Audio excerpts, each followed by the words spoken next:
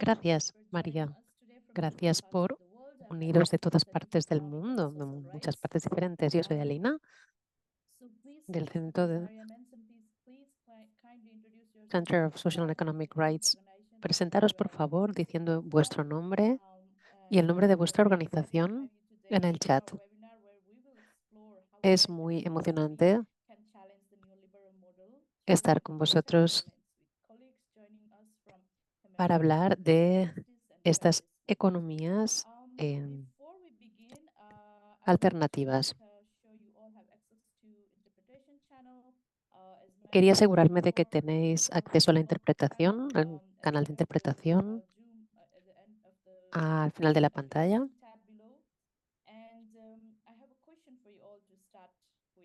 Tengo una pregunta que quería plantearos para empezar.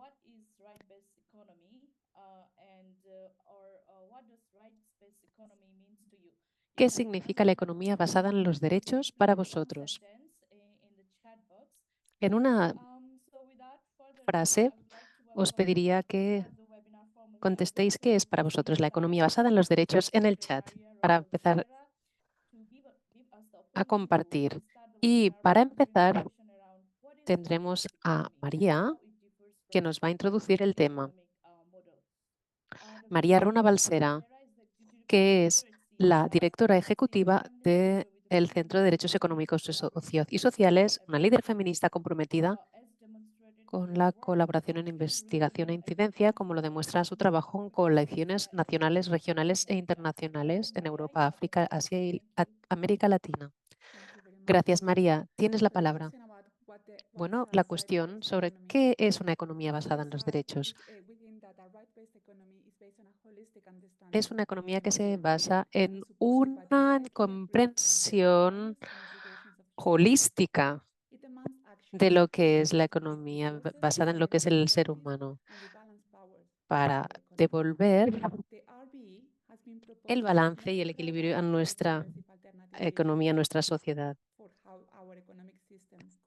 Nuestro sistema económico debería aprender de otras visiones y no funcionar sobre la base del poder, el buen vivir, la economía del buen vivir, la economía del del cuidado, del feminismo. Son los tipos de economía y los tipos de modelos de economía que queremos, eh, que queremos promover. Como en algunos tratados de derechos internacionales se comenta, CSR se ha explorado colaborativamente con nuestros colegas, con una visión compartida de la justicia económica. Los movimientos se juntan para crear una economía basada en los derechos y un modelo. Pero la cuestión es, ¿para qué es esta economía? A veces nos podemos parar a preguntarnos esto. Las economías dan forma a las sociedades y la manera en que se disfrutan los derechos, pero la economía a veces se habla como una fuerza monolítica que no se puede controlar, que está separada de nuestras vidas del día a día y se muestra como si fuera un número, como el PIB o las bolsas. Hablamos de la necesidad de la austeridad, teniendo que sacrificar la salud y tener que imponer la austeridad al servicio de la economía para controlar la inflación, para devolver la deuda, pero en realidad las personas son la economía. Por esta razón, todos tenemos el derecho de preguntarnos y contestar la pregunta de ¿para quién es la economía? ¿A quién sirve? Estamos viviendo en una era de riqueza sin precedentes, que tienen unos recursos en el planeta que podrían permitir a que todo el mundo pudiera florecer, pero solo unos pocos han creado o han exacerbado una serie de crisis múltiples, desigualdades, cambio climático, inseguridad, la feminización de la pobreza y muchas más cosas. La economía que produce esta discriminación y estas desigualdades estructurales se manifiestan en raza, clase, género. Los impactos devastadores del cambio climático se han notado en el sur global y se han acumulado entre las comunidades más pobres, especialmente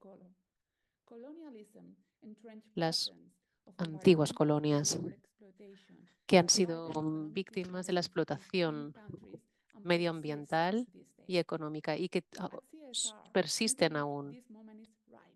Es un momento de madurez para la movilización, para un cambio sistémico, para promover un modelo económico basado en los derechos que priorice a los humanos por encima de la economía, que busque lo mejor para las personas y para el planeta. Hay 5 pilares que creemos que son cruciales. En primer lugar, garantizar la dignidad y el bienestar para todos en todos los estadios de la vida, asegurando que cada persona tenga acceso a los bienes y servicios necesarios para que puedan prosperar, como por ejemplo el agua, la casa, el alimento. En segundo lugar, la igualdad, sobre todo la igualdad de género, para desmantelar las estructuras de opresión, para crear más igualdad de oportunidades. 3, reequilibrar y cambiar el poder que vaya de las corporaciones a las comunidades, reescribir las leyes que hacen que tengamos una situación tan desigual. 4, no explotar la naturaleza, sino trabajar conjuntamente con respeto con nuestros recursos naturales, con nuestra naturaleza y aprendiendo de los conocimientos indígenas. Y 5, transformar los sistemas de gobernanza económica y disminuir estas asimetrías a la hora de controlar y acceder a los recursos. ¿Por qué poner el énfasis a los derechos humanos? Porque los derechos humanos proponen principios como igualdad, dignidad, solidaridad y justicia, porque desafían las políticas neoliberales que han gobernado las políticas de nuestro mundo desde hace más de 4 décadas. Los derechos humanos contienen obligaciones vinculantes legalmente que son para el bienestar y para dar respuesta a las necesidades del ser humano, porque hay siguientes recursos para poder responder a los derechos individuales y colectivos de todo el mundo, para asegurar los derechos que están más allá de nuestras fronteras, porque los derechos humanos dan más peso normativo a los cambios estructurales en la gobernanza cultural y que tienen que ver con los ingresos y también con la distribución más igual de los recursos para todo el mundo, para que todo el mundo tenga una vida, pueda llevar una vida digna. En CSR sabemos que el propósito primario de nuestra economía basada en derechos es garantizar las condiciones sociales y medioambientales para que todas las personas puedan vivir con dignidad en un planeta floreciente. La medida de su éxito es si las personas serán capaces de disfrutar de sus derechos civiles, sociales, económicos, políticos, sin reducir su capacidad para que las futuras generaciones también puedan seguir haciéndolo. Nuestro argumento es que los derechos humanos quieren proponer un nuevo marco de obligaciones legales que estén en la base de nuestras economías, basándose también en una comprensión holística de la economía, de los recursos, para devolver el equilibrio a la situación del poder, a estos equilibrios actuales del poder. Y estos valores fundamentales son la dignidad, la igualdad, la justicia, la rendición de cuentas, la solidaridad. Y esto tiene que estar en todas las áreas de las políticas económicas, la protección social, derechos laborales, salarios, servicios públicos, impuestos y regulaciones corporativas, lo cual requeriría cambios importantes en los gobiernos para transformar lo que producimos, distribuyendo lo que se produce en nuestras economías, de pasar a explotar y expoliar a respetar el planeta, de ir hacia el crecimiento sin final a llegar a unas medidas donde el ser humano está en el centro, de dar los recursos por sentado a valorar estos recursos, devolver el valor de lo público, del poder comunitario, renovar la democracia a los niveles locales, nacionales y globales. Estoy con mucha ilusión para seguir en el resto de este webinario. Muchas gracias a todas y a todos. Muchas gracias, María, por esta gran introducción de la economía basada en los derechos. Gracias, María. Y ahora sienta las bases, el tono y la escena del webinario de hoy. Nos anima mucho, estamos muy ilusionadas y creo que la energía que tenías a la hora de hablar, como has hablado, creo que tiene mucho que ver con lo que nosotros estamos hablando, democratización, descolonización de la economía y tiene que ver con muchas de las conversaciones y intervenciones que tendremos hoy de nuestras ponentes.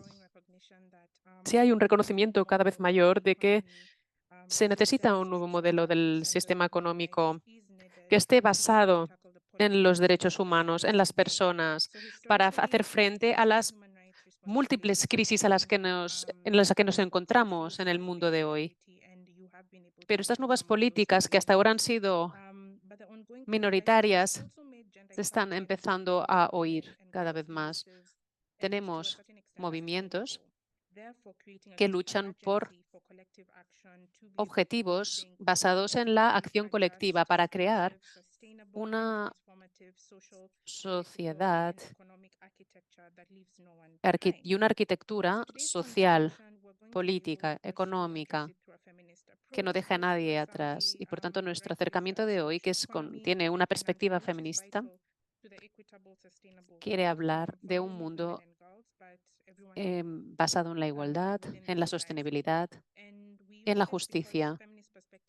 Las perspectivas feministas son importantes porque también las perspectivas feministas han desafiado tradicionalmente los modelos de poder tradicionales. Analizaremos también las consecuencias de los retos interconectados a los que nos afrontamos, con perspectivas enfocadas en las voces poco representadas y las perspectivas más femeninas.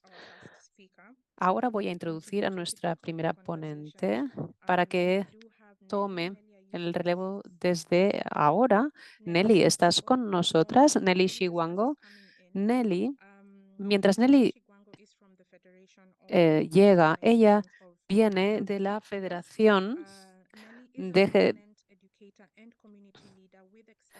viene de Ecuador, de es una destacada educadora y líder comunitaria con una amplia experiencia en el control social, participación ciudadana y gestión pública. Actualmente enseña quichua en la Estación Científica Liarina y ha sido docente en EVA en 2023 y 2024. Fue coordinadora en un proyecto de fortalecimiento de turismo comunitario en Napo y ha trabajado en transcripción y traducción de quichua con la lingüista Corinne Dickinson.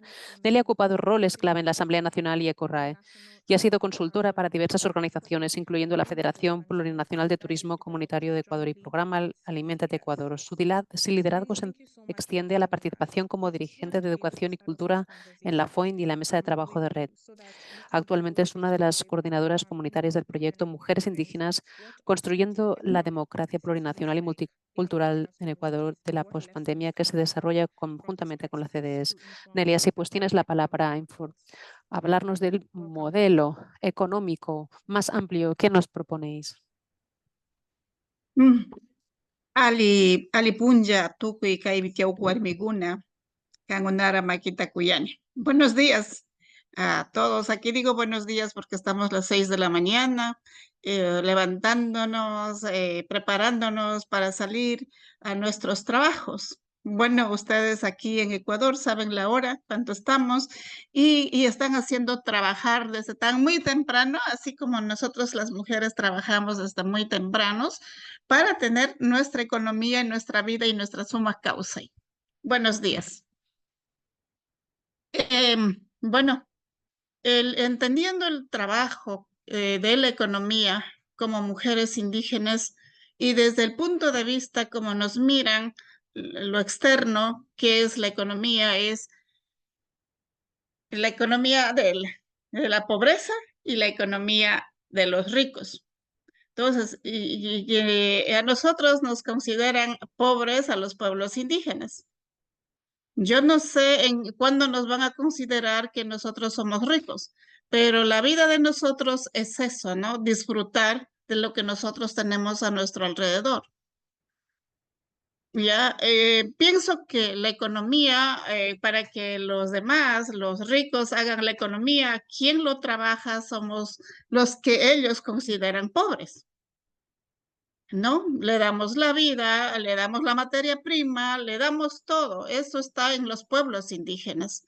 Entonces, yo siempre les digo por qué ellos, los ricos, nos consideran pobres a nosotros cuando tenemos toda la riqueza, toda la alimentación, la vestimenta, casi que no necesitaríamos del mundo capitalista, pero así lo hicieron, lo entiendo, así lo hicieron para explotar a nosotros, ellos considerar los que más poseen dinero. En ese sentido, nosotros, con el apoyo de Sedes Ecuador, pues estamos haciendo un trabajo conjunta con las mujeres lideresas de las comunidades. La FOIN tiene 150 comunidades de base. Son comunidades de base de primer grado, de segundo grado y la organización FOIN es de tercer grado. Entonces ahí soy dirigente, pues ahí estoy sirviendo también como coordinadora de este proyecto Construyendo la Democracia. Y ahí tengo 50 mujeres hablando del tema de economía. ¿Ya? Porque a nosotros nos tienen aquí en Ecuador con emprendimientos,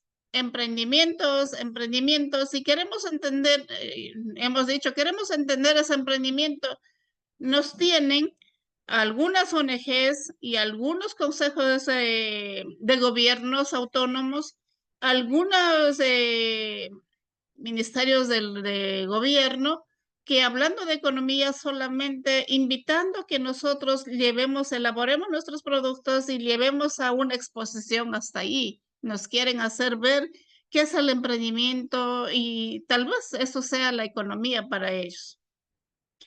Pero ahora, en cambio, en este espacio, construyendo la democracia, estamos entendiendo, eso no es la economía como tal.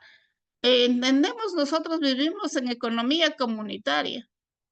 Ya, si yo trabajo y yo estoy trabajando el cacao, yo trabajo el plátano, yo trabajo para mandar hacia afuera, hacia los capitalistas, para que ellos ganen el más recursos, pues nosotros trabajamos, aunque poco, pero trabajamos compartidos. Está mi hermano, y está mi mamá, y están mis hijos, todos colaborativos, ¿ya? En Minga, y eso lo vendemos para que ese recurso regrese a nuestras casas. Ese recurso que sale, pues es para la salud, para la vestimenta, para todo lo que nosotros necesitamos para nuestros estudios de los hijos. Aunque les dije al inicio que nosotros tenemos todo. Si yo quiero consumir cacao, chocolate, tengo cacao. Si yo quiero consumir el café de calidad, tengo café. Si tengo alimentación, tengo todo. Pero nos hacen ver que la economía necesitamos el dinero para consumir lo que ellos producen. La ropa de calidad, las farmacias, haciendo ver que nuestros productos nos sirven, nuestros productos tradicionales nos sirven, haciendo ver de que todo lo que ellos producen es dinero. Eso es lo que nosotros necesitamos para vivir, cuando no es así. Entonces, eso es lo que nosotros ahora estamos formando a mujeres que defienden el derecho de la economía del summa causa. Ya, no todo lo que nos dicen afuera, lo que dicen la economía es, ellos es explotando a nosotros, explotando a los pueblos indígenas. Pero cuando nosotros hacemos la economía compartiendo, hablando de la solidaridad, y todos como que queremos vivir en comunidad, lo que hacemos, lo que acumulamos, poco recurso que tenemos, siempre estamos compartiendo en familia, apoyando a nuestros padres. Entonces, eso es la economía para nosotros. Eso estamos, más que todo, no entendiendo, sino haciendo análisis, haciendo ver al otro mundo de que la economía, nuestra forma de entender, nuestra forma de vivir es eso. No porque tengo una choza, soy pobre. Porque no tengo, porque cocino en una candela a fuego, es pobre. No porque utilizo la medicina tradicional, soy pobre. No porque tengo la madera de esta, soy pobre. Sino es nuestra riqueza, nuestra forma de vida y nuestra economía. Y eso es la vida. Si a mí me encierran en una casa de cemento, ahí me siento pobre. Ahí voy a morirme porque me da todo tipo de enfermedad, porque la casa no es mía, la casa es fría. No es mi modo de vida, sino que me vendieron por los ojos que eso es vivir en riqueza. Pero cuando yo vivo en una casa de estas, para mí, es el buen vivir, disfrutando la vida y el mundo de los recursos que nosotros tenemos a nuestro alrededor. No sé si con eso me hago entender, estoy alargándome mucho y muchísimas gracias.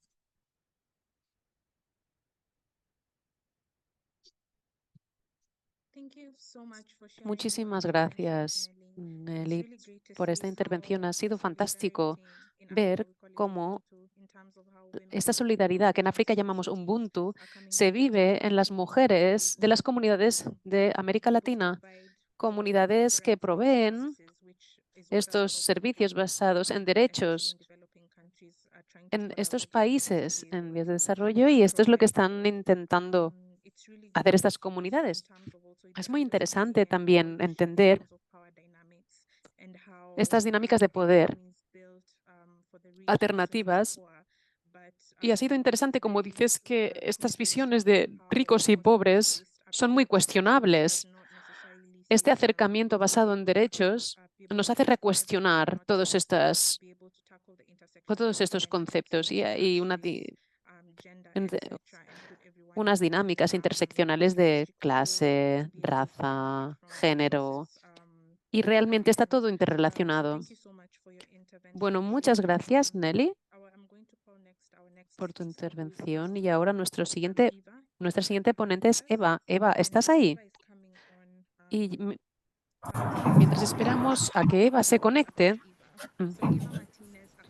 Eva Martínez Acosta es una abogada ecuatoriana con estudios postgraduales en Derechos Humanos, Relaciones Internacionales y Género, y trabaja actualmente en el Programa de Justicia Económica en CDS y como coordinadora general en el proyecto de Mujeres Indígenas que construyen democracia multicultural y plurinacional en Ecuador en el periodo de pospandemia.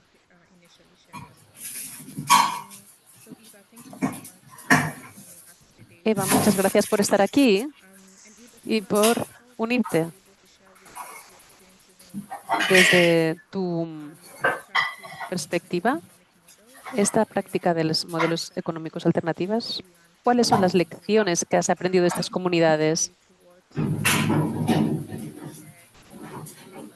¿Y qué quieres compartir con nosotros desde tu perspectiva y desde tu campo de trabajo? Hola, buenos días con todas. Voy a aprovechar que hay interpretación para hablar en español, que es mi idioma natal, y así poder explicarles de mejor manera cómo es nuestro trabajo. Bueno, primero agradecer a Nelly por aceptar la participación en este webinar y decir que a la vez, para mí es como muy enriquecedor trabajar con las compañeras en las comunidades. Más bien, yo aprendo de ellas todos los días. Ha sido un proceso, la verdad, muy enriquecedor. Y nada, para empezar, solo debo decir que las mujeres seguimos sufriendo de manera desproporcionada la pobreza, la discriminación y la explotación. La discriminación de género implica que a menudo las mujeres acabamos desempeñando trabajos no seguros, mal pagados y seguimos siendo una pequeña minoría en puestos directivos, ¿no? Este tipo de condiciones empeoran aún más para las mujeres que viven en áreas rurales, generalmente en Ecuador, mujeres indígenas, y reducen el acceso a bienes económicos como la tierra, los préstamos y limita su participación en el diseño de políticas sociales y económicas. Otro aspecto que también debemos considerar es que siempre las tareas domésticas recaen en las mujeres, por lo que suelen tener poco tiempo libre para aprovechar oportunidades económicas. Acá, con el Centro de Derechos Económicos y Sociales CEDES, trabajamos en el proyecto Mujeres de las Nacionalidades Amazónicas, fortaleciendo sus espacios de formación territorial para construir la democracia plurinacional e intercultural en el Ecuador de la pospandemia. Este proyecto lo realizamos con mujeres de la Amazonía ecuatoriana que ya vienen de un primer proceso. El CEDES lideró este primer proceso de formación y partimos de una base de experiencia que ha sostenido 3 escuelas de mujeres amazónicas. Hicimos 2 publicaciones para la formación y la incidencia política y alrededor de 400 asistencias de capacitaciones y decenas de talleres, ¿no? Que han logrado una presencia del movimiento feminista indígena en el interior de los pueblos y nacionalidades de la Amazonía ecuatoriana. También debemos tomar en cuenta que llevar un proceso en la región amazónica es difícil por la dispersión de las personas que viven en zonas rurales o terrenos de la selva. Y esto dificulta de alguna manera la movilización, la logística y en general se soporta gracias a las redes de cooperación comunitaria debido a la ausencia del Estado y sus servicios son característicos en esta zona. En base a esta experiencia, logramos configurar una pedagogía del territorio que trata de cómo el ser y estar en el territorio nos forma como parte de ella. Pone en debate además las construcciones culturales sexogenéricas que se han ido configurando en el territorio en base al enfoque de derechos. Por tanto, estos espacios de formación se proyectan para estudiar el uso y el manejo del territorio desde las cosmovisiones de las nacionalidades para sostener la vida o el summa causal, como nosotros le llamamos aquí en el Ecuador y sobre todo en las comunidades indígenas. Y desde ahí construir una democracia plural, inclusiva, en el marco de los principios de plurinacionalidad e intercultural. En estas condiciones tenemos una base más o menos de 80 a 100 mujeres que están en el proceso de manera más sostenida, es decir, son beneficiarias y que tienen un perfil de cuadro político, ¿no? Pero hay una población flotante de mujeres interesadas en estos procesos de formación que empiezan a constituir bases de un movimiento que impulsa la equidad de género con enfoque plurinacional. Nuestro objetivo en los próximos años es que las mujeres ocupen tanto puestos de liderazgo, al igual que los hombres indígenas. En este año, en este segundo proceso de capacitación que tenemos con las mujeres, estamos teniendo un mayor énfasis en la incidencia política. Creemos que no hay mejor aprendizaje político que la propia exigibilidad de derechos hecha práctica. Así también nos estamos introduciendo en el empoderamiento económico, que implica sobre todo prácticas de economía comunitaria y en general políticas de incidencia pública que mejoren las condiciones materiales de vida de las comunidades que fueron fuertemente afectadas por la pandemia y por la austeridad fiscal adoptada en el Ecuador desde el año 2018. Actualmente tenemos 3 escuelas en este proyecto que están distribuidas en la región centro, norte y sur de la Amazonía ecuatoriana. Tenemos al norte la Red de Mujeres por la Vida, que pertenece a la Unión de Afectados por la Petrolera Texaco, que involucra a 80 comunidades de 6 nacionalidades. En la región norte, que corresponde a las provincias de Orellana y Sucumbíos, se encuentra la menor densidad poblacional. Ahí trabajamos con las comunidades Siecopay, Siona, Aicofán, y además las nacionalidades más numerosas, quichua, shuar y guarani. En la segunda nacionalidad, la nacionalidad quichua amazónica, está en la región centro de la Amazonía, que es donde viene Nelly. Ahí trabajamos con la Escuela de la Federación de Organizaciones Indígenas del Napo Foín. Y al sur está el asentamiento más poblado de la nacionalidad shuar. Ahí trabajamos con la Federación de Nacionalidades Shuar de Pastaza, la FENASH. Nosotras empezamos este trabajo realizando un diagnóstico con las comunidades de las 3 escuelas, haciendo una diferenciación, ¿no?, entre economía capitalista y economía comunitaria. Esto lo realizamos en base a un diagnóstico. Entonces, aquí se diferencia, ¿no?, la economía capitalista, que tiene como características del trabajo en beneficio individual, acumulación individualizada, propiedad individual, explotación de la naturaleza, relaciones jerárquicas de poder, trabajo por un salario o dinero y sujeción siempre a un jefe. Por otro lado, hicieron una diferenciación con la economía comunitaria, que ellas lo ven como un trabajo en beneficio colectivo, distribución colectiva, propiedad colectiva, respeto y armonía con la naturaleza, sobre todo, relaciones horizontales, trabajo con un objetivo, lo que aquí se denominan las mingas, y sujeción a la voluntad asambleitaria. Todas estas ideas configuran una concepción de la economía diferente, alternativa a la dominante, el bienestar entre miembros de la misma organización, el respeto a la naturaleza y el bien común son pilares de la economía comunitaria. Acá también hacemos referencia a una economía que piensa en comunidad al sembrar la chacra, que es el espacio donde ellas siembran, para el autoconsumo familiar, intercambio, venta de los productos y mediante ello la obtención de recursos económicos para el sostenimiento de la salud, educación, necesidad de servicios básicos y por último para compartir el entorno a la naturaleza. Acá es muy importante resaltar lo que dijo Nelly, ¿no? Que la economía comunitaria va más allá de los emprendimientos, que muchas veces los emprendimientos son solo para sobrevivencia, para el día a día. Nosotros queremos buscar algo que vaya más allá, que algo que no solo sea de sobrevivencia, sino que de verdad sea una forma de vida. Ya que el territorio es la fuente de sustento de la vida espiritual y cultural y una de las principales fuentes de sustento económico. Bueno, para ir ya terminando, en base al tiempo, nosotros queremos poner énfasis en el empoderamiento económico de las mujeres, porque esto contribuye a la igualdad de género, la erradicación de la pobreza y un crecimiento económico inclusivo.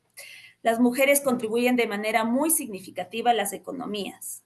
La economía comunitaria, por lo tanto, se trata de un sistema de economía propio de las nacionalidades amazónicas del Ecuador, de propiedad colectiva, que tiene como base material de vida el territorio, en el que se desarrollan relaciones horizontales de trabajo para alcanzar un objetivo común, establecido mediante la voluntad asambleitaria y de carácter redistributivo. Su relación con la naturaleza tiene como principio consuetudinario el respeto y la armonía con la naturaleza. También la economía, es importante decir que la economía comunitaria está ligada a la conservación del territorio, la materia prima que es empleada para elaboración de artesanías, turismo comunitario y el abastecimiento alimentario que dependen de su relación con el territorio. Ya para cerrar, bueno, agradecerles por la invitación que nos hicieron tanto a mí como a Nelly. Y aquí se trata también del proyecto que tenemos con CEDES, siempre se trata de un aprendizaje mutuo. Yo aprendo cada día de las mujeres amazónicas y la verdad que esto es un proceso y un camino de verdad enriquecedor. Y acá termino. Muchas gracias. Muchísimas gracias, Eva, por compartir con nosotras. Es muy enriquecedor aprender de las economías comunitarias como alternativas. Tengo muchísimas preguntas, pero nos las guardaremos para la sesión de preguntas y respuestas. A la hora de tomar la iniciativa para poder autoabastecerse en cuanto al acceso a la salud, a la educación, seguridad alimentaria, etcétera. Y a la vez, seguro que queremos saber más sobre las acciones del gobierno a la hora de aplicar estas alternativas o si no hay realmente apoyo gubernamental. Muchísimas gracias. Y para el público les animo a escribir sus preguntas en las preguntas y respuestas o en el chat para que luego podamos leerlas cuando pasemos a la sesión de preguntas y respuestas. A continuación, hemos oído hablar de la economía basada en derechos humanos. Hemos empezado a compartir sobre cómo podrían ser esas alternativas para un futuro feminista, lo que está ocurriendo sobre el terreno y también hemos hablado sobre el uso de un enfoque basado en derechos humanos. El derecho internacional humanitario es la responsabilidad de los estados garantizar que cada individuo bajo su jurisdicción tengan acceso a los derechos humanos fundamentales, incluyendo la salud, la educación, la alimentación, agua potable y vivienda digna. Por eso los gobiernos deben garantizar el pleno ejercicio de los derechos fundamentales por y anteponerlas a cuestiones como la deuda o cualquier cosa que vaya en contra de los derechos humanos. Luego está la Convención para la Eliminación de la Discriminación contra la Mujer, que no menciona de manera explícita otros factores económicos, pero el artículo 2 sí que insta a los estados a tomar todos los pasos para poner fin a la discriminación contra las mujeres en todas sus formas y a usar todos los medios disponibles sin demora para adoptar políticas que eliminen la violencia contra las mujeres. Así pues, voy a darle la palabra a la siguiente ponente, Connie, y permítanme presentarla.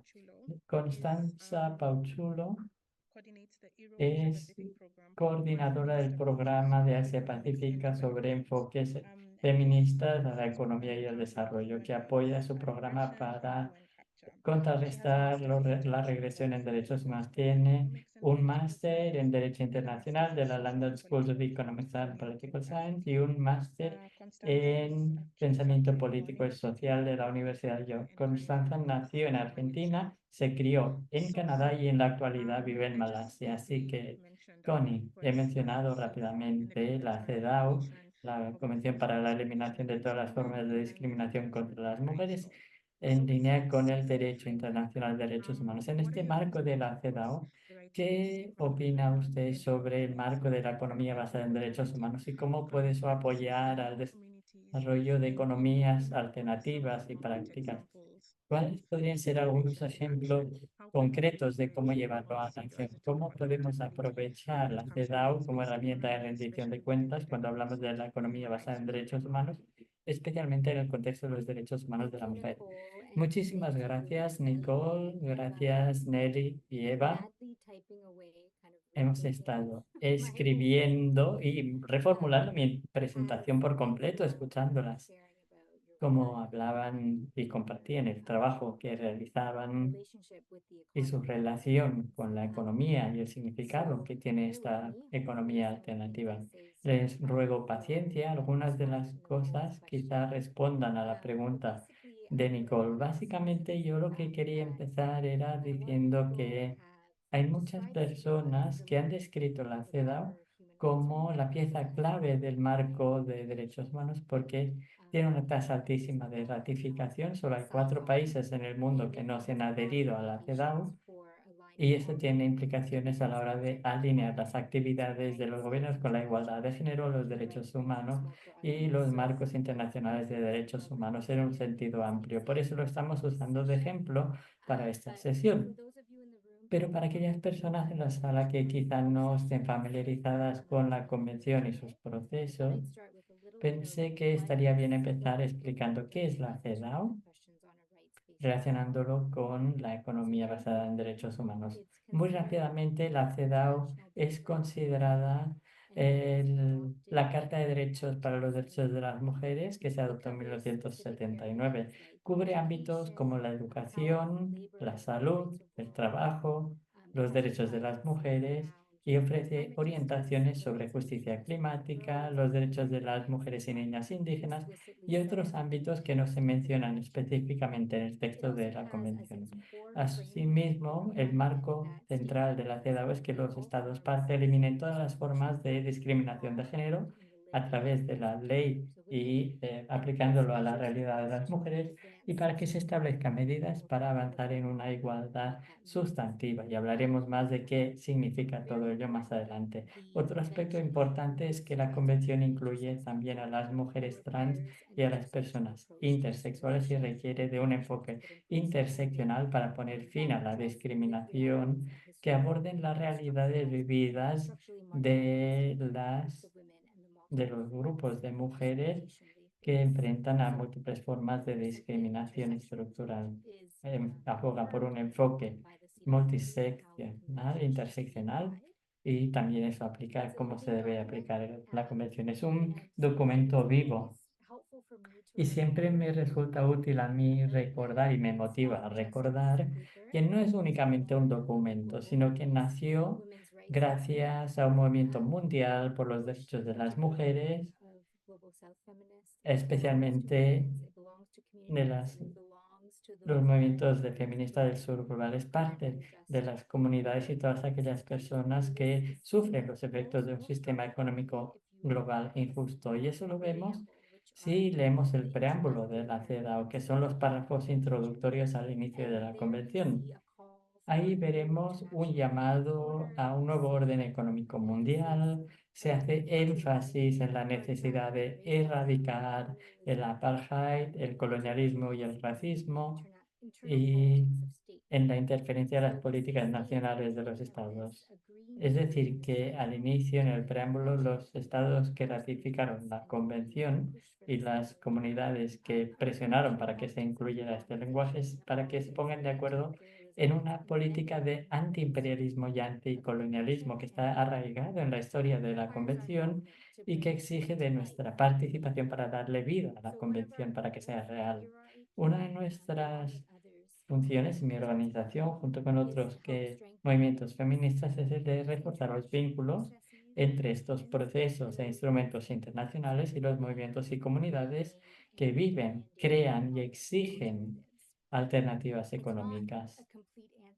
No es una respuesta a todas las preguntas, Nicole, pero sí que el potencial que ofrece la Convención exige que los movimientos se lo hagan suyo, que presionen para que se apliquen los mecanismos en la política y que se incluyan también las experiencias vividas para transformar nuestras economías. Escuchando a Nelly y a Eva y a Nicole, estaba pensando sobre cómo utilizar la CEDAW para priorizar las economías del buen vivir, como dijo Nelly, de cuidado, la solidaridad, porque en última instancia estos marcos de derechos humanos no son independientes de las ideologías y las políticas y pueden o bien servir como manera de ablandar las prácticas explotadoras, pero sin llevar a una transformación o reformulación como nosotros queremos, o puede servir como herramienta de apoyo a las comunidades y los movimientos a la hora de transformar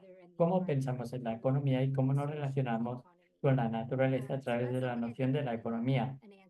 No tengo una respuesta a esta pregunta, es sin duda un reto y a veces sí que nos quedamos atrapadas en maneras muy centradas en los estados, en el proceso, pero hay un gran potencial y la convención y sus procesos tienen un componentes que viven fuera de lo que vemos en las reuniones formales que se celebran en la ONU. Mi idea, y Nicole, si me estoy extendiendo demasiado o si me quedo sin tiempo, avísame, pero mi idea era básicamente no entrar en los detalles de la convención, sino hablarles de tres maneras concretas en las que podemos pensar en la CEDAW en nuestro trabajo. Lo primero es ver la CEDAW como herramienta de rendición de cuentas. Hay procesos de examen periódico en los países están vinculados al tratado y en parte tienen que informar al comité de la CEDAW compuesto por 23 expertos independientes de distintas regiones del mundo que deben decir o explicar al comité el progreso que se está haciendo para eliminar la discriminación de género y avanzar en una igualdad sustancial. La sociedad civil juega un papel esencial en el proceso, brinda información alternativa, corrigen informaciones poco certeras o colman brechas donde no se ha dado información, o puede ser un grupo concreto de las mujeres sobre una situación concreta y cómo ello afecta a los derechos de las mujeres.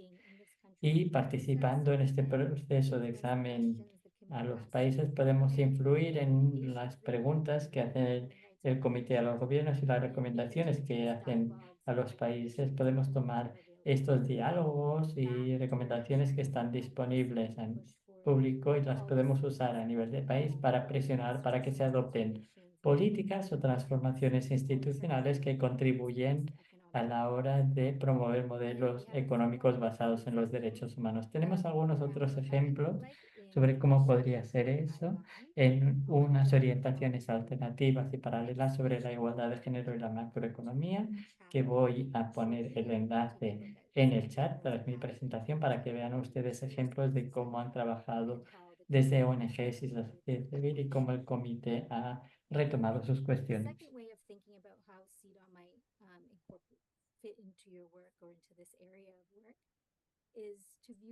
Lo siguiente sería ver CEDAW como un espacio de movilización. Se puede hacer mucha coalición alrededor de este proceso.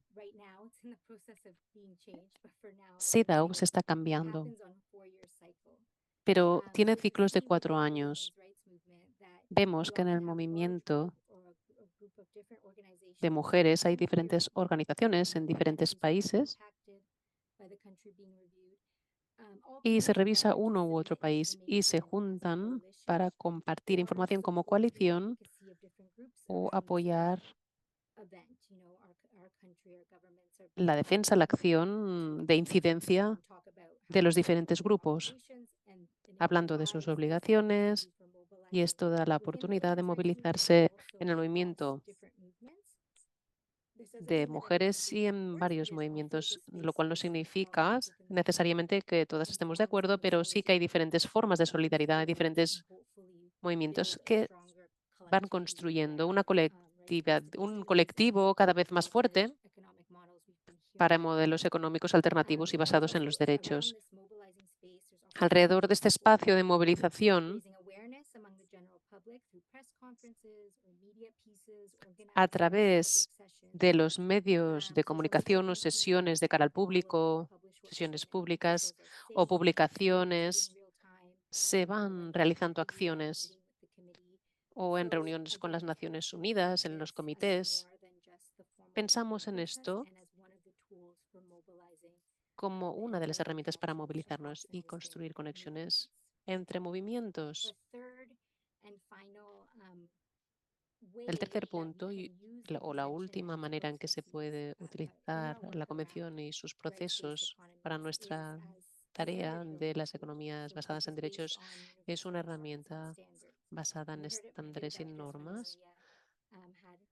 Nos ha hablado un poco de ello María en su introducción. Sabemos que hay un poder de narrativas basado en valores compartidos, basados en la dignidad, igualdad, justicia, democracia participativa y solidaridad. Los principios del CEDAW, en principio, son la no discriminación y la igualdad sustantiva. Y a ello se le añade ese valor de narrativa o ese poder que dice que no es suficiente que esté bien sobre el papel o que sean leyes o políticas. Lo que importa es lo que impacta sobre las vidas de las mujeres en el día a día.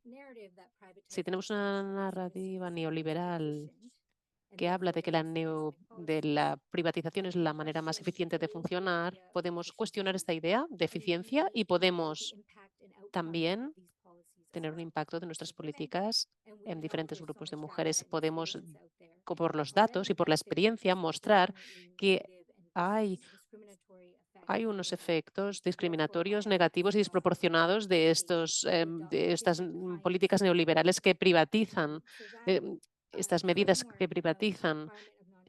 Por tanto, este marco de no discriminación puede ser una manera de resituar, de crear otra narrativa alrededor de a quién debería servir la economía y los estados a quién se deben. A quién se deben no son a los poderosos, sino que son a los derechos de todos y de todas. El otro principio del CEDAW es la igualdad sustantiva, que a diferencia de la igualdad formal, que ve a los hombres y a las mujeres como igual y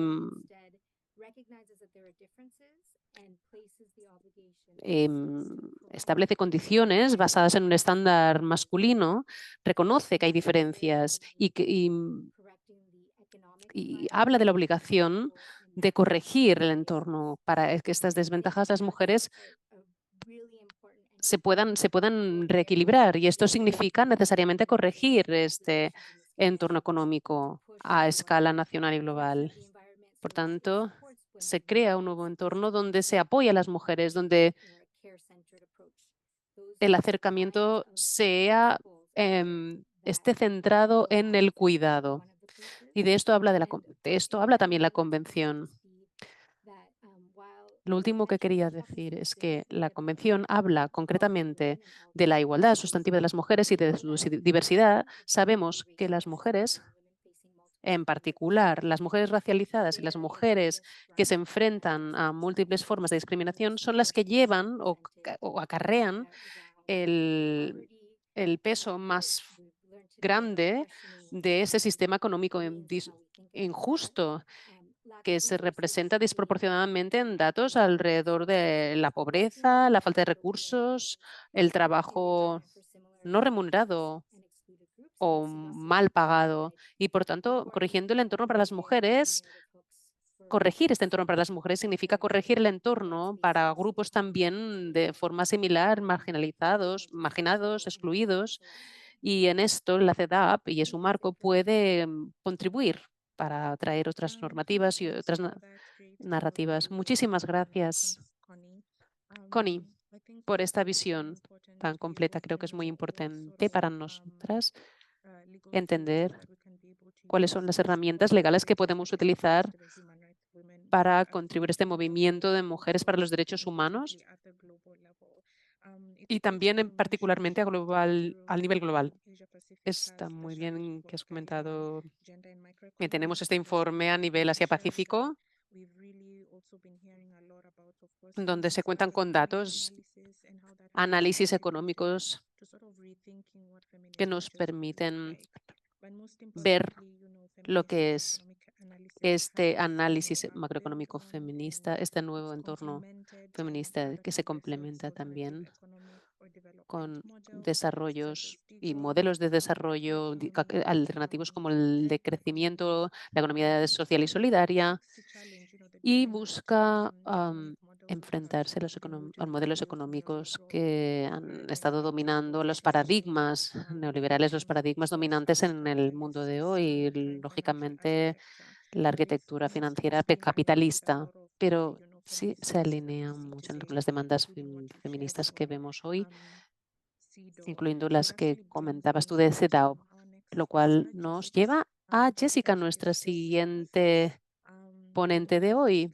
Jessica, y mientras Jessica se conecta, la voy a presentar. Jessica Mananda es una especialista de comunicaciones y de defensa o de incidencia con una experiencia en justicia y derechos económicos, con experiencia de 6 años en comunicaciones de desarrollo, campañas y análisis de políticas para el impacto con perspectiva de géneros a niveles del entorno, a nivel de políticas macroeconómicas en África. Su experiencia incluye analizar y prevenir los impactos con sesgo de género de medidas de austeridad, de las medidas de austeridad en los servicios públicos y ha estado participando en muchas campañas de economías que trabajan para las mujeres. Hablaremos desde un análisis macroeconómico feminista. Connie nos ha hablado basándose en los informes de su país, los servicios que ofrece CEDAW. Creo que tú también has participado en estas sesiones de CEDAW. Jessica, también pueden hablarnos de la labor de CEDAW y tiene también mucho que comentar, pero también puede hablar de la justicia económica de las mujeres, de la justicia y derechos para las mujeres, y puede hablar también desde su país lo que se está haciendo, cómo funciona la macroeconómica feminista a la hora de cambiar estas narrativas. Y después de este informe que se acaba de presentar, ¿cuáles son tus visiones sobre este y tus recomendaciones basándonos en este análisis? Y bienvenida, Jessica. Muchas gracias, Nicole. Estoy muy contenta de estar aquí para poder compartir con vosotras. Para responder a tu pregunta, ¿cómo la macroeconomía feminista tiene un impacto en la economía?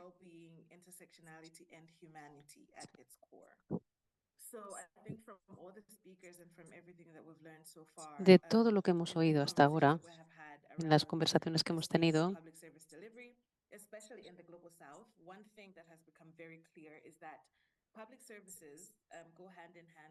los servicios públicos van de la mano con esta relegación patriarcal del trabajo de cuidados, especialmente realizados por mujeres, y que se define además como un trabajo dividido por el sistema binario blanco y negro, mujeres blancas, mujeres negras. El colonialismo y el patriarcado lo han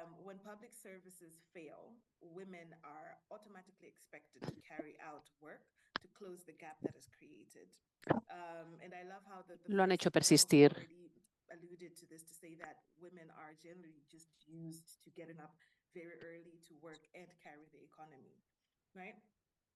Las mujeres han sido las que llevan la carga de la economía, aunque no se les reconozca. Cuando hablamos de las normas patriarcales, el trabajo que han realizado las mujeres no habla de esa brecha. Sobre el marco legal, lo que sabemos es que hay un requisito de los estados para reasignar su responsabilidad de cuidados para las personas, que hace a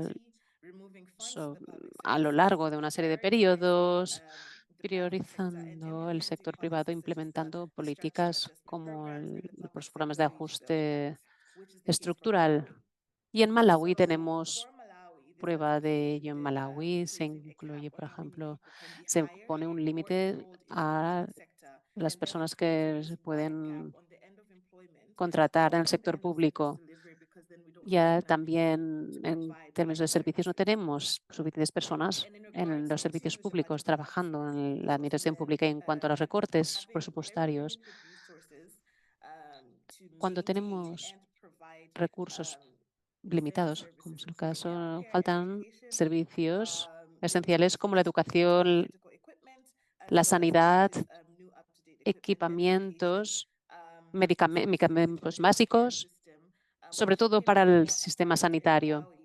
En Malawi, en 2019, durante el COVID, el país teníamos menos de 10 camas de hospitales disponibles, no suficientes vacunas ni médicos.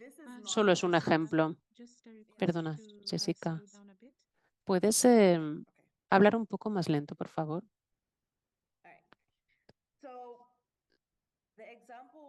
El ejemplo de Malawi en concreto, con ese sistema de asistencia sanitaria y cómo el marco de COVID ha limitado estos servicios públicos, fue muy evidente, se hizo muy evidente durante la pandemia, porque no podíamos gestionar la atención a los enfermos ni podíamos gestionarnos para poder recuperarnos como país, para nuestro bienestar y para nuestra economía. La responsabilidad cayó sobre las espaldas de las mujeres primariamente, porque son las mujeres las que tuvieron que hacer sus intervenciones indígenas para la salud, porque los hospitales, la asistencia sanitaria no estaba disponible para las personas.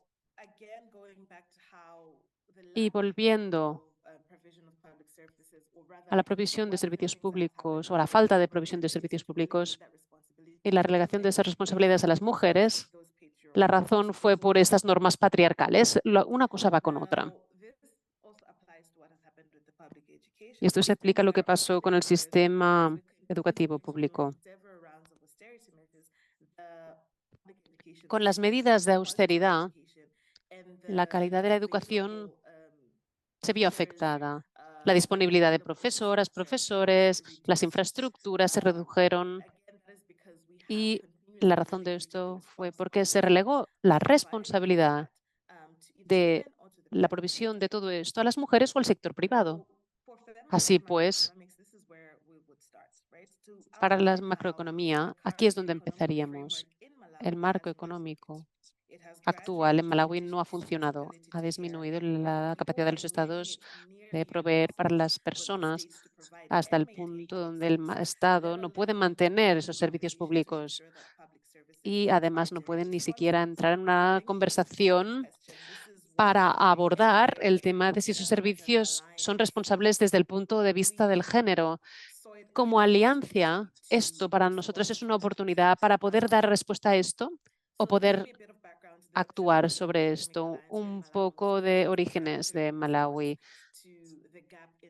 Nuestra organización se formó como respuesta a esa brecha de género, porque el impacto del modelo económico actual fue enorme desde el punto de vista del género y empezamos desde allí, comprendiendo esas provisiones de la economía en Malawi y las responsabilidades del Estado con respecto a la economía para las mujeres concretamente. Así pues, Malawi, igual que otros países, ratificó las convenciones de las Naciones Unidas y deben implementar esas provisiones de las convenciones, lo cual incluye CEDAW, la Declaración Universal de los Derechos Humanos, el derecho a la salud, el derecho a la vida, el derecho a la educación y también las convenciones internacionales sobre los derechos culturales y sociales. Y todos ellos han sido domesticados en nuestra Constitución. Así que la Constitución de Malawi, hecha por el gobierno, redactada por el gobierno es el responsable de proveer en cuanto a los derechos a la educación, salud, vida y dignidad. Y se habla específicamente que es la responsabilidad del Estado asegurar que la educación, la salud están accesibles de una forma accesible, disponible y también accesible económicamente en todo momento. Así, por tanto, es la responsabilidad del Estado asegurar y garantizar que estos servicios se financian, se mantienen de forma correcta y suficiente y que haya un número suficiente de personas que estén trabajando en la administración para asegurarse de que sea así.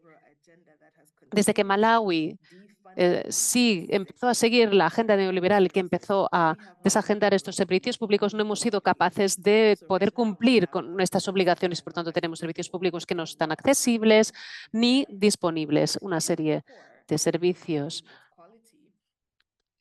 que son muy pobres en calidad, muy malos en su calidad. Y por estas medidas de austeridad, en el país se prioriza el sector privado que no está disponible para la mayor parte de la gente y no es accesible. Por tanto, hay una brecha enorme que se ha creado donde tenemos servicios privados por una parte y los servicios públicos por otra parte. Y tenemos la mayoría de los ciudadanos malauíes en medio esperando a que alguien reduzca esta brecha. Y por estas normas patriarcales son las mujeres las que tienen que cubrir esa brecha. Por tanto, en este viaje de juntar información, de reunir experiencias sobre cómo las personas han podido acceder a estos servicios o poder reducir esa brecha de forma individual o cerrar esta brecha. Algo que encontré muy interesante el año pasado fue que cuando compartíamos ese informe para la revisión de Malawi con el comité de la CEDAW, algunas de las cosas que compartimos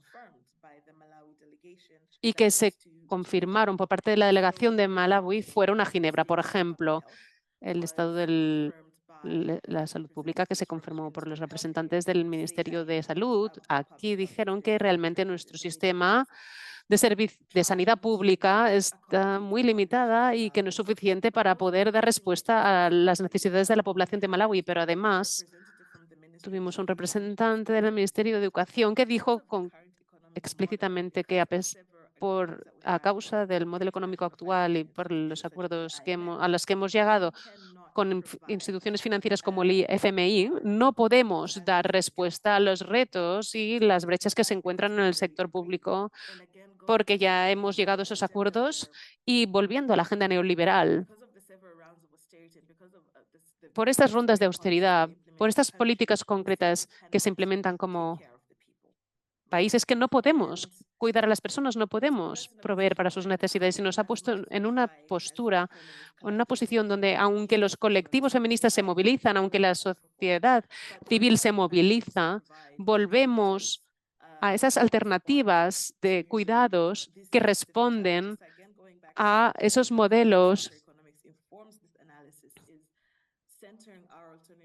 centrando las alternativas en los derechos humanos, el bienestar, el cuidado, interseccionalidad de las personas. Así que estamos preguntando a las personas cómo están viviendo estos servicios públicos y qué se puede hacer para mejorar esos servicios. Estamos criticando la política macroeconómica y las decisiones macro, pero también estamos extendiendo esa colaboración para decir que sí, este es el resultado de años y años de austeridad y años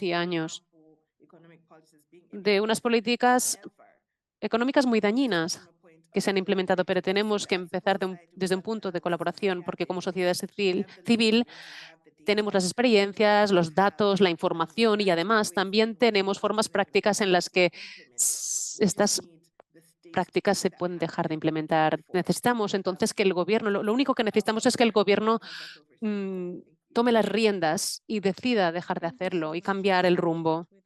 Y esto es todo. Muchísimas gracias, Jessica, por compartir con nosotras.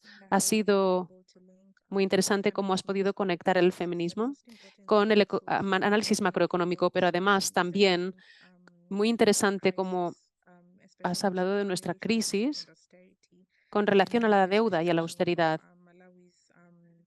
en el caso de Malawi. Y el informe que mencionabas. Hay muchas políticas enfocadas a la crisis de la deuda, al acreedor, pero tener en cuenta los derechos humanos es el enfoque que puede dar la vuelta a todo, y es crucial entonces reconocer el estado de la deuda en economías vulnerables. Y es un tema muy complejo que incluye factores económicos, ambientales, sociales. Y cuando hablabas de las relaciones financieras y económicas, las medidas desde el punto de vista de los derechos humanos, el enfoque actual es insuficiente y, por tanto, hay que crear y ejecutar una reestructuración de sistemas que puedan fundar un futuro sostenible y sobre la base de justicia y igualdad. Entonces, podemos pasar a la siguiente ponente, Amna, que es una analista y jefa de comunicaciones en OTE, con 10 años de experiencia en derechos humanos y activismo feminista. Ha trabajado como consultora estratégica e investigadora empírica en varios grupos, también en Marruecos y en la región del norte de África. Antes de pasar al trabajo asociativo, hizo un máster en biotecnología sobre desarrollo sostenible y ahora se centra en la comprensión de la implicación entre los derechos climáticos y medioambientales, el acceso a la producción alimentaria por y para las mujeres. ¿Qué crees que es lo más importante en cuanto a los datos desagregados de política y economía, y cómo tiene que ver esto con lo que ha dicho María sobre la democratización y la agenda de descolonización? ¿Cómo podemos influir en la arquitectura para un futuro más igualitario?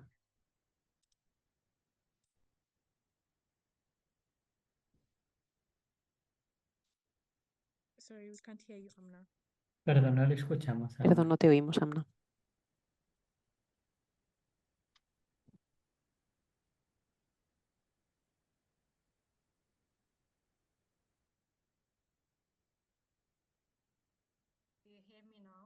¿Ahora me escuchan?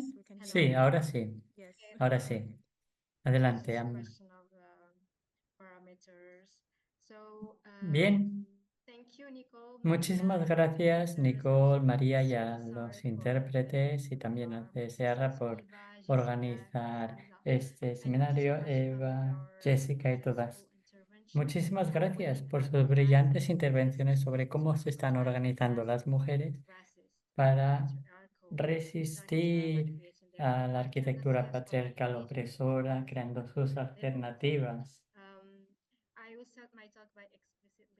Yo de manera explícita, cuando preparaba mi presentación, dije que si hablamos hoy de datos disgregados y cómo pueden ser de utilidad, es porque somos conscientes que el sistema financiero global es patriarcal y clasista por naturaleza y seguramente genera dinámicas económicas hostiles necesitamos datos disgregados, pero sabemos que ese no es el objetivo final. Vamos a hablar de datos y ejemplos de cómo se utilizan estos datos y cómo pueden ayudar estos datos a la hora de contribuir a que los decisores políticos adopten políticas y que los movimientos aboguen por una economía basada en derechos más. Empecemos por las políticas de desarrollo. En muchas políticas de desarrollo hay datos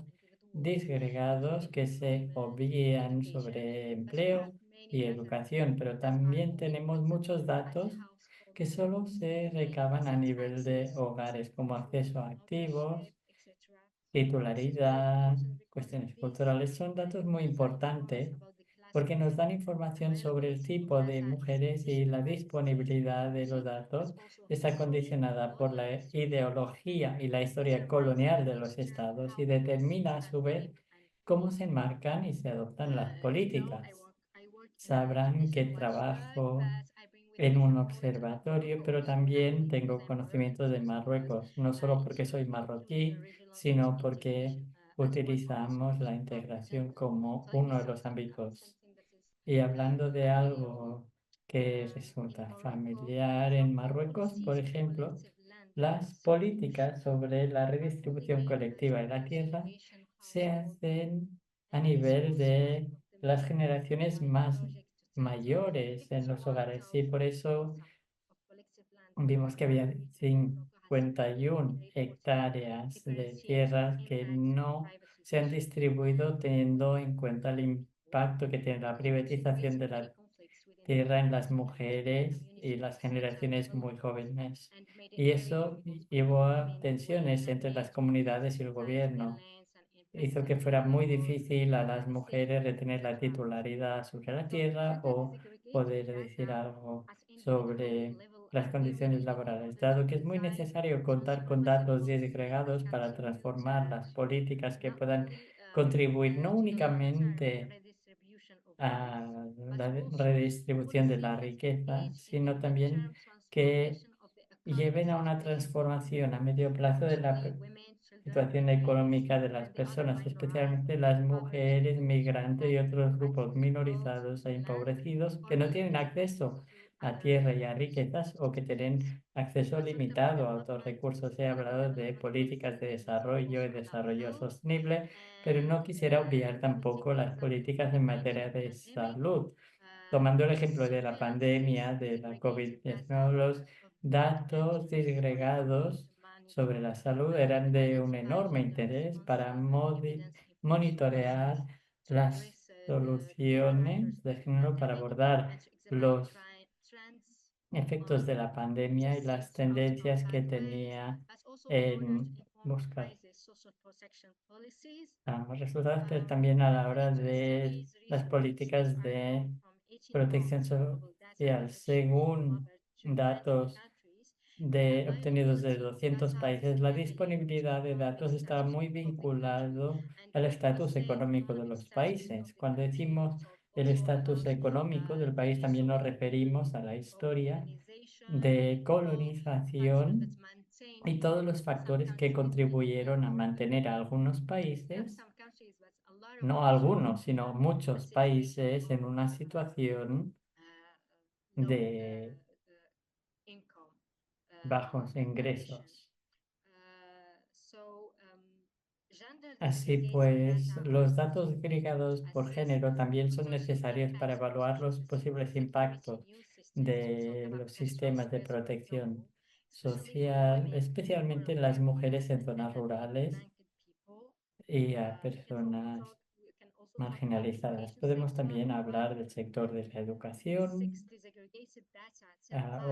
y los datos agregados por sexo nos dicen cómo si hay disponibilidad de saneamiento en las escuelas y cómo ello es un factor que contribuye a la tasa de abandono escolar entre las niñas. Además de las políticas sobre sectores sociales, estos datos disgregados por género, cuando están disponibles, son útiles para incluir experiencias de las mujeres basadas en su experiencia y su situación y posición política, económica, social. Este conocimiento sirve de marco conceptual para nutrir toda una serie de dimensiones que pueden expresarse a través de una serie de indicadores, pero claro, hay la limitación de la disponibilidad de datos, que es muy social y sistémico. Los índices desgradados por género también son importantes y pueden utilizar los movimientos y organizaciones para reforzar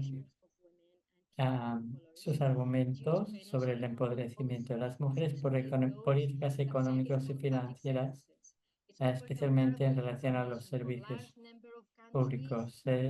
Para comparar un amplio número de países y hacer un seguimiento en el avance de la igualdad de género. Pero esos índices y datos también están muy limitados.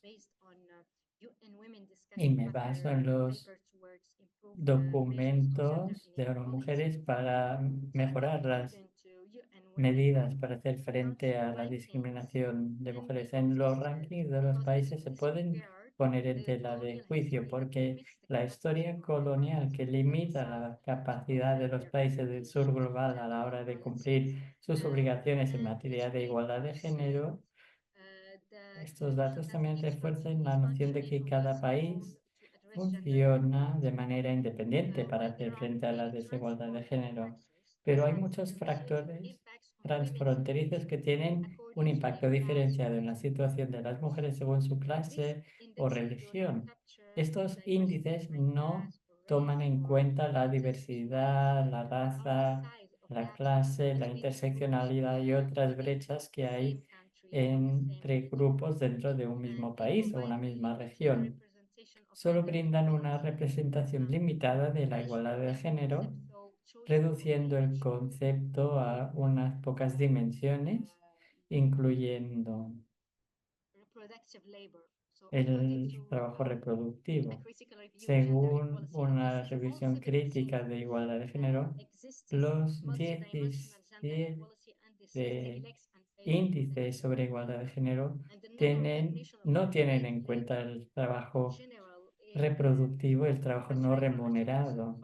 Y también en las economías patriarcales es una cuestión importante, especialmente, por ejemplo, en Túnez, donde las mujeres dedican al menos 5 horas al día a trabajos domésticos, comparado con los hombres que solo dedican 39 minutos. Jessica nos mostró cómo el trabajo no remunerado de las mujeres es esencial para mantener la organización del trabajo en el mercado laboral del sistema capitalista. No sé si tengo tiempo, pero quería destacar, perdón, Anna, tiene un minuto. Muy bien. Simplemente quería destacar algunas deficiencias en los índices de género de la PNUD, que tiene que ver con el hecho de que utilizamos indicadores que han quedado desfasados a la hora de hablar de la vida con salud.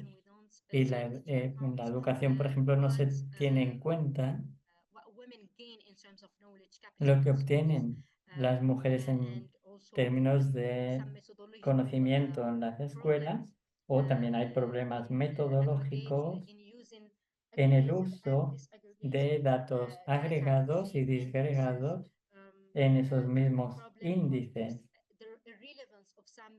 La pertinencia de algunos indicadores a la hora de definir la participación política de las mujeres en regímenes autoritarias o las llamadas democracias, las mujeres, los indicadores existentes no toman en suficiente consideración la participación política de las mujeres en dar forma a las políticas económicas. También quería decir que ONU Mujeres sugirió o propuso dos nuevos índices de género y creo que es muy importante considerarlos. Un índice sobre paridad de género, que es una medición relacionada con el bienestar, que tenga en cuenta las dimensiones de la salud, la educación, vida digna y el índice de empoderamiento de la mujer, que se centra en las mujeres y que mide la libertad de violencia en la pareja y la capacidad de las mujeres de participar en educación de ciencia, tecnología, así que hay que combinar nuestros esfuerzos con los de las organizaciones feministas y de mujeres para exigir que haya información sensible al género. Vivimos en un mundo en el que la información y los datos cada vez más se genera para mantener el control, mientras que hay una escasez de datos disgregados a nivel de los países y ello nos ayudaría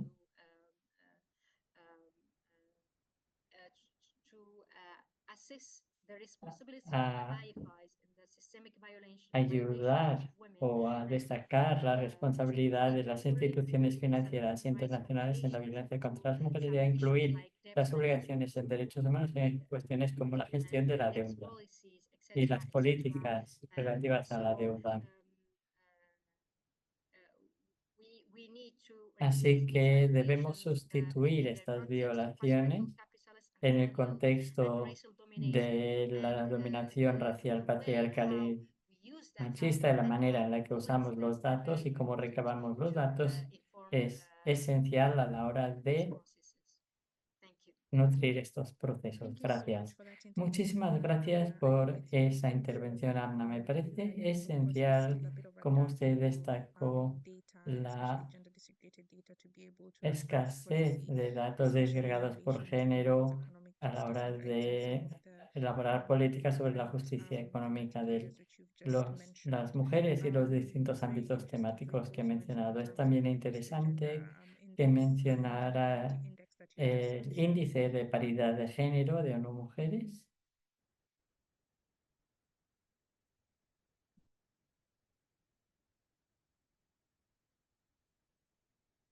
Parece que la imagen de Nicole se ha congelado.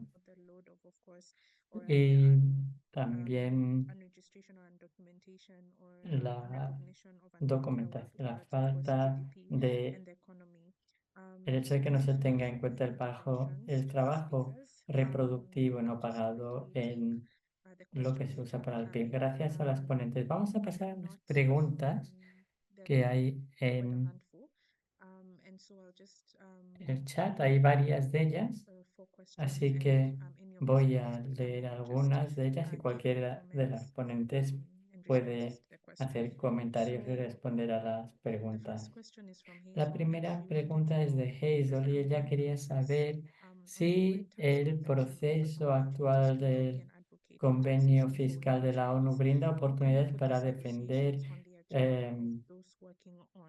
a los derechos de las mujeres y cómo podemos poner en la agenda esas negociaciones sobre las economías basadas en los derechos humanos. Y si hay cualquier organización que trabaje concretamente en los derechos de las mujeres en materia de fiscalidad, le interesaría a Hazel saber. Así es que si hay alguien en la sala que trabaje en cuestiones de fiscalidad y cómo afectan los derechos de las mujeres, las invito a contestar. Y de nuevo, cualquiera de las panelistas puede intervenir. También hay una pregunta de Mariana. Y Mariana quería saber de su experiencia, en términos de su propio trabajo, ¿cuál dirían que es el principal desafío concretamente en términos de avanzar hacia una economía o economías basadas en los derechos humanos? Es decir, es una pregunta sobre los desafíos principales para avanzar hacia una economía o economías basadas en los derechos humanos. Veo que hay alguien que tiene la mano alzada. Adelante. ¡Qué panel excepcional! Es un placer escuchar a todas las intervenciones. En cuanto a la pregunta de Hazel sobre la Convención sobre la Fiscalidad, espero que la gente conozca el marco de la Convención sobre Fiscalidad. Supongo que muchas no. Diré simplemente que hace unos años el grupo africano, bajo auspicios de Nigeria, llevó una propuesta para que las negociaciones sobre fiscalidad que se daban en la OCDE y el Club de Países Ricos se trasladaran a la ONU, que es un espacio multilateral en el que cada país tiene igualdad de voto. Eso ha sido muy polémico porque en relación a las negociaciones sobre fiscalidad son muy importantes para esta temática. Necesitamos recursos económicos para nuestra lucha, pero los países mismos tienen un límite a la hora de elevar los ingresos nacionales a través de la fiscalidad. Vemos que gran parte de las normas fiscales son muy beneficiosas para los países ricos, pero no tanto para los países más pobres. Gran parte de las negociaciones sobre fiscalidad son legados de la época colonial. Vemos que los poderes coloniales son los quienes ostentan el poder en las negociaciones sobre fiscalidad. Como dije hace unos años, en octubre se hizo la propuesta, se incluyó en la agenda de la ONU y vimos que los países ricos votaron en contra, pero el G77, que representa a los 130 países, la mayoría de esos países votaron a favor. Se incluyó en la agenda y se ha estado negociando y están negociando ahora mismo el mandato sobre cómo podría ser una convención marco sobre fiscalidad en la ONU. Tienes razón, Hazel, en cuanto a qué implicaciones podrían tener en materia de igualdad de género y derechos de la mujer. Vemos que por ahora ocupa un lugar muy alto en la agenda, porque aunque esta convención marco sobre fiscalidad de la ONU es un gran éxito, para organizaciones que llevan trabajando en cuestiones de fiscalidad desde hace mucho tiempo, la dimensión de la igualdad de género no figura y ahí es importante que unamos nuestros esfuerzos. En CSR hemos estado intentando tender puentes y hacer una movilización a través de los movimientos porque creemos que la fiscalidad y la justicia fiscal es importante no solo para la comunidad fiscal, sino también en materia de derechos de las mujeres, justicia climática, justicia de la deuda, especialmente para los derechos humanos. Y por eso en el mandato se debe incluir a los derechos de las mujeres, porque es esencial. ¿Por qué hablamos de cooperación fiscal? ¿Por qué hablamos de la necesidad de reducir los flujos financieros ilícitos, que son $500 millones al año? ¿Por qué hablamos de eso? Todo eso tiene que ver con la redistribución de recursos, tiene que ver también con la representación, tiene que ver con reparaciones. Así que todas debemos trabajar más en cuestiones de justicia fiscal. Me encantará coordinarlo y sé que hay personas en la sala con quienes nos hemos coordinado a la hora de presentar propuestas para ese mandato y estamos coordinando otra propuesta sobre igualdad de género y derechos de las mujeres. Así que, por favor, si están interesados en el tema de la fiscalidad, no duden en escribir su dirección de email en el chat. Gracias, María. Amna.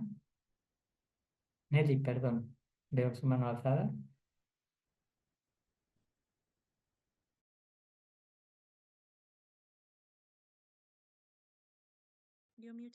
Un poco aprovechando este espacio, como mujer quichua, como está pues también en proceso de construcción de la democracia frente a esta economía capitalista, la economía comunitaria.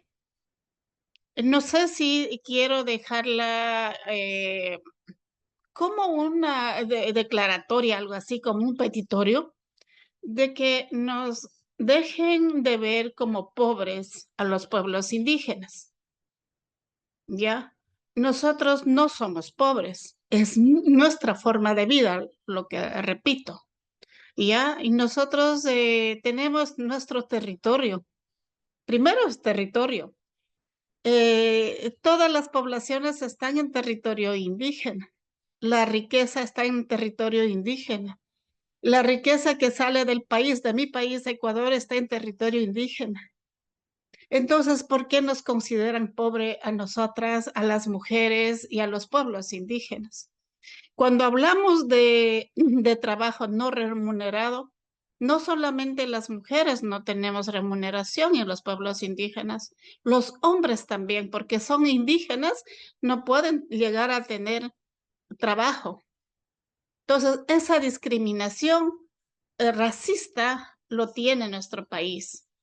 Y entonces, en ese sentido, como nos vienen, no es la justicia igualitaria y a nosotros nos hacen ver que somos pobres. Y cuando tenemos en la pandemia, no murieron la gente quichua, la gente de pueblos y nacionalidades. Mejor, en la pandemia, en plena pandemia, los pueblos indígenas nos disfrutamos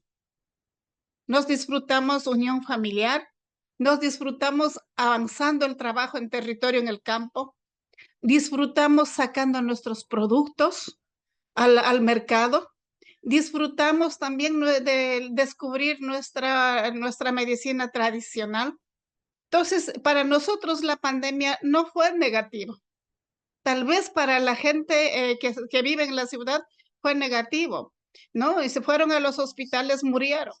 Después, indígenas que fueron al hospital murieron, pero los indígenas que no se fueron al hospital no murieron. Nosotros hicimos la campaña que no vayan al hospital y en el hospital lo vayan a matar. Entonces, ¿y por qué a nosotros nos dicen pobre? Pobre no tengo carro, pobre no tengo casa, edificios, pero tenemos el territorio, en territorio tenemos medicina, alimentación, todo, pero nos hacen ver que nosotros somos pobres. Entonces, esa palabra pobreza, que dejen a un lado de ver a nosotros que somos pobres, ¿ya? Cuando nos dicen que somos pobres, a nosotros nos hacen ver tan pequeños y mujeres tan pequeñas que no servimos, solo debemos pasar pidiendo. Ni siquiera nos permiten que nosotros expresemos, demostremos nuestro trabajo. Nuestros productos tienen un valor. Nuestro conocimiento tiene un valor. Nuestra sabiduría tiene un valor. Entonces, y eso es lo que en este espacio como mujer quichua, lanzarla. Y por eso es que aprovechando, agradecer a CEDES Ecuador, que nos está viendo, haciendo reflexionar estas cosas que a veces las mujeres estamos tan cerrados, como nos dicen pobres, y nos sentimos tan pequeñitas y pobrecitas, y no queremos salir de aquello. Entonces ahora que nos apoyen en este espacio y nosotros con el apoyo de CEDES estamos caminando con lo poco recurso que nos dan, nos vamos a las comunidades a conocer la realidad. Claro, somos indígenas, no todas las comunidades vivimos la misma realidad. Entonces, y eso es lo que quiero aquí expresarla y entender lo que a ustedes están analizando académicamente, científicamente, pero expresando nuestro sentir. Gracias.